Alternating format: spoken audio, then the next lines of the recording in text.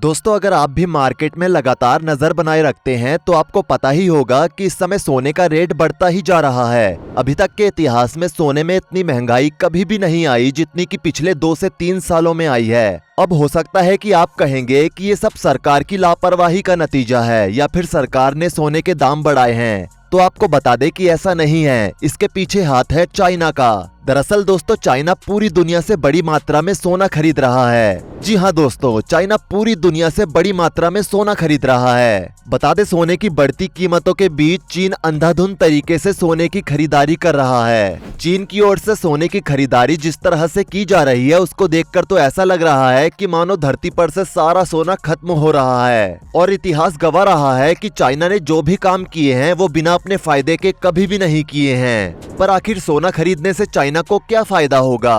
क्या ज्यादा सोना खरीदकर चाइना पूरी दुनिया को ये दिखाना चाहता है कि आज उसकी अर्थव्यवस्था कितनी ज्यादा बढ़ चुकी है, या फिर चाइना कुछ ऐसा करने वाला है जो कि दुनिया के सभी देशों की सोच से भी परे है? आइए जानते हैं आज की इस वीडियो में। दोस्तों, हम सभी को पता है कि सदी का सबसे कठिन समय साल 2019 से 2020 में आया था, जिसे हम सब कोविड-19 के नाम से जानते हैं। ये वो दौर था जब कई लोगों ने अपने पूरे के पूरे परिवार को खो दिया। सभी व्यापार पूरी तरह से बंद हो गए थे और उस समय दुनिया के हर देश ने अपने नागरिकों को सुरक्षित रखने के लिए लॉकडाउन लगाया हुआ था। ये वही दौर था जब पूरी दुनिया का विकसित से लेकर विकासशील हर देश आर्थिक तंगी की मार को झेल रहा था, क्योंकि उस समय 96% बिजनेस पूरी तरह से ठप पड़े थे। उस समय इस आर्थिक मंदी का असर चीन में भी दिखाई पड़ रहा था। उस आर्थिक मंदी से अभी भी कई देश ऐसे हैं जो कि उभर नहीं पाए हैं। चीन भी उन्हीं देशों में से एक है। अगस्त 2023 में बीबीसी की एक रिपोर्ट के मुताबिक चीन की अर्थव्यवस्था में कई समस्याएं थी। इनमें स्लो ग्रोथ रेट, युवाओं में बेरोजगारी, कम विदेशी निवेश, कमजोर मुद्रा, कमजोर निर्यात और प्रॉपर्टी सेक्टर का संकट शामिल था। अगर आपको इन सब का मतलब नहीं पता हो तो आपको बता दें कि चाइना में पिछले कुछ सालों से विदेशी निवेश कम हुआ है और इंटरनेशनल मार्केट बंद होने के कारण चाइना ने एक्सपोर्ट भी बहुत कम किया है, जिसके चलते वहां पर बेरोजगारी बढ़ गई है। अब क्योंकि चाइना की आबादी दुनिया में दूसरे स्थान पर है, जिसके चलते वहां की बेरोजगारी का असर वहां की अर्थव्यवस्था पर पड़ा। पीपल्स बैंक ऑफ चाइना के एक डेटा के अनुसार कोरोना महामारी के बाद से ही लगातार चीन आर्थिक संकट के दौर को झेल रहा है। चीन की इकोनॉमी हिली हुई है, चीन का जीडीपी ग्रोथ बिगड़ा हुआ है और वो काफी गहरे आर्थिक संकट के दौर से गुजर रहा है। चीन का रियल एस्टेट डूबा हुआ है, तो वहीं लोगों को शेयर बाजार से भी भरोसा कम होने लगा है। ऐसे में लोग सुरक्षित निवेश के तौर पर सोने की ओर आकर्षित हो रहे हैं और वहां के लोगों ने गोल्ड की खरीदारी शुरू कर दी है। चीन के लोगों के साथ साथ चीन के सेंट्रल बैंक भी सोने की खरीदारी कर रहे हैं और चीन सोने के बाजारों में लगातार अपना दबदबा बढ़ा रहा है। लंदन के मेटल्सडेली.com के सीईओ रोस नॉर्मन का कहना है कि चीन की ओर से बढ़ती मांग के चलते सोने की कीमतों में लगातार बढ़ोतरी हो रही है। चाइना गोल्ड एसोसिएशन के मुताबिक चीन में सोने की खपत इस साल की पहली तिमाही में 1 साल पहले की तुलना में 6% बढ़ गई है। अगर आंकड़ों को देखें तो मार्च के महीने में चीन ने 5 टन गोल्ड इंपोर्ट किया था।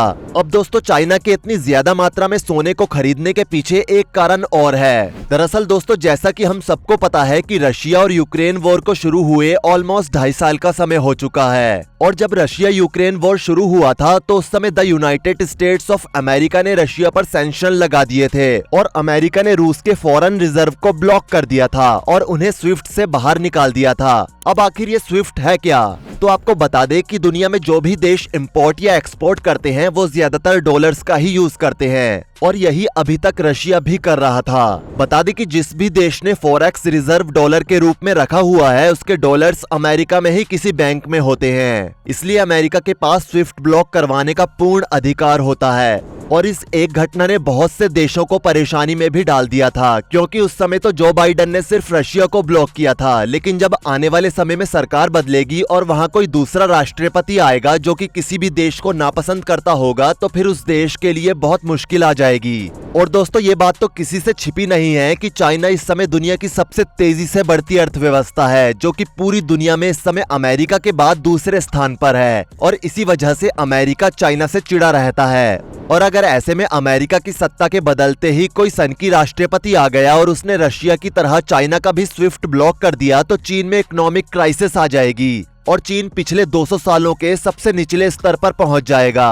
इस वजह से ही चाइना ने पूरी दुनिया से सोना खरीदना शुरू कर दिया है। पर आखिर सोना ही क्यों, कोई और करेंसी क्यों नहीं? दरअसल दोस्तों, इसका जवाब हमारे इकोनॉमिक्स के फंडामेंटल में ही दर्ज है। आज हम गोल्ड एक्सचेंज नहीं करते हैं क्योंकि हमारे पास पेपर और डिजिटल मनी है, लेकिन ये असली पैसा नहीं है। ये तो बस सरकार द्वारा किया गया एक वादा है जो आप एक इंसान से दूसरे इंसान को ट्रांसफर कर रहे हैं। इसका फायदा ये है कि आज हमने बैंक जितने बड़े बड़े फाइनेंशियल इंस्टीट्यूशंस खड़े कर दिए हैं और इसी से हम पूरी दुनिया के साथ ट्रेड भी कर रहे हैं। लेकिन हमें ये बात बिल्कुल भी नहीं भूलनी चाहिए कि ये रियल मनी नहीं है, बल्कि ये सिर्फ एक वादा है। इसलिए दुनिया पर जब भी कोई ऐसी सिचुएशन आती है जिससे हमारे फाइनेंशियल इंस्टीट्यूशंस पर भी बर्बाद होने का खतरा होता है, तो उस समय वापस लोग गोल्ड की तरफ भागते हैं, क्योंकि गोल्ड की खुद की एक वैल्यू होती है जिसे कोई नकार नहीं सकता। गोल्ड कोई वादा नहीं बल्कि असल मायने में एक एसेट है। गोल्ड एक फिक्स इन्वेस्टमेंट भी है जो कभी लॉस नहीं होने देती।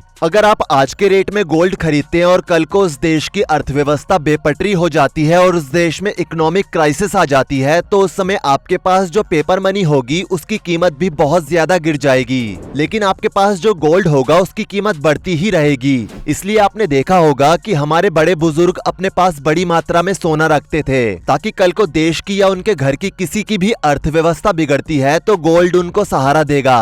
आपको याद होगा कि जब 2020 में लॉकडाउन हुआ था और पूरी दुनिया में दिन प्रतिदिन मौत की खबर आ रही थी, तो उस समय सभी को पता था कि स्टॉक मार्केट क्रैश हो चुका है, इकोनॉमिक ग्रोथ बिल्कुल भी नहीं है, और इसलिए ही उस दौरान सबसे ज्यादा देशों ने गोल्ड खरीदा था। बता दें कि हम जो देश की बात कर रहे हैं उसका मतलब वहाँ के सेंट्रल बैंक से है। 2020 से पहले जब 2008 में फाइनेंशियल क्राइसिस का समय आया था तो उस समय भी गोल्ड ज्यादा खरीदा गया था, लेकिन पिछले 2 सालों से चाइना हद से ज्यादा ही गोल्ड खरीद रहा है। गोल्ड खरीदने के मामले में वो पिछले सारे रिकॉर्ड्स तोड़ रहा है। अब चाइना का ऐसा करना जरूरी भी है, क्योंकि थोड़ी देर पहले जैसा हमने आपको बताया कि चाइना दुनिया की सेकंड लार्जेस्ट इकोनॉमी है, और इसलिए चीन प्रेजेंट में क्या करता है उसका भी ग्लोबल मार्केट पर बहुत फर्क पड़ता है। कई दिग्गजों के मुताबिक इतनी ज्यादा मात्रा में चीन का सोना खरीदना ये दिखाता है कि आने वाले समय में पूरी दुनिया में एक बड़ी इकोनॉमिक क्राइसिस आने वाली है, जिस वजह से चाइना ने इतनी भारी मात्रा में गोल्ड खरीदने का फैसला लिया है। या फिर ऐसा भी हो सकता है कि मार्केट में जिस डी डॉलराइजेशन की बात इतने दिनों से चल रही थी, चाइना उसी की तैयारी कर रहा हो।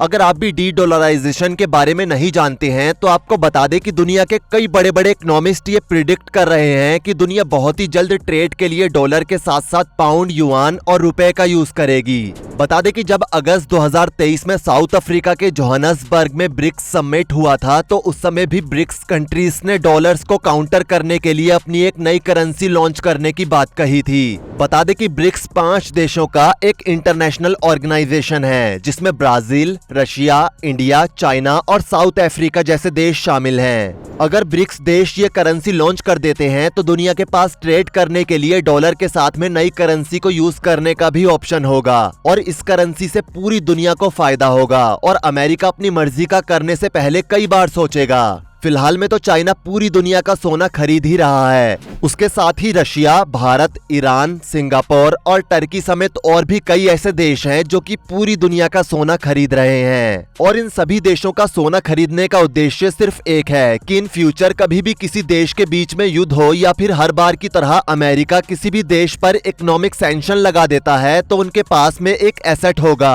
जो कि उन्हें फाइनेंशियल स्टेबल रखेगा। दोस्तों, चाइना का इतनी बड़ी मात्रा में सोना खरीदना अपने आप में ये दिखाता है कि आने वाले समय के लिए चाइना खुद को मजबूत कर रहा है। वैसे दोस्तों, क्या लगता है आपको, चाइना का पूरी दुनिया से सोना खरीदना किस हद तक उसकी मदद करेगा? कमेंट सेक्शन में अपनी राय जरूर दें। जाने से पहले वीडियो को लाइक करें, शेयर करें, और ऐसी ही और वीडियोस के लिए इस चैनल को सब्सक्राइब करके साथ में बेल नोटिफिकेशन को भी ऑल पर सेट कर लें। धन्यवाद।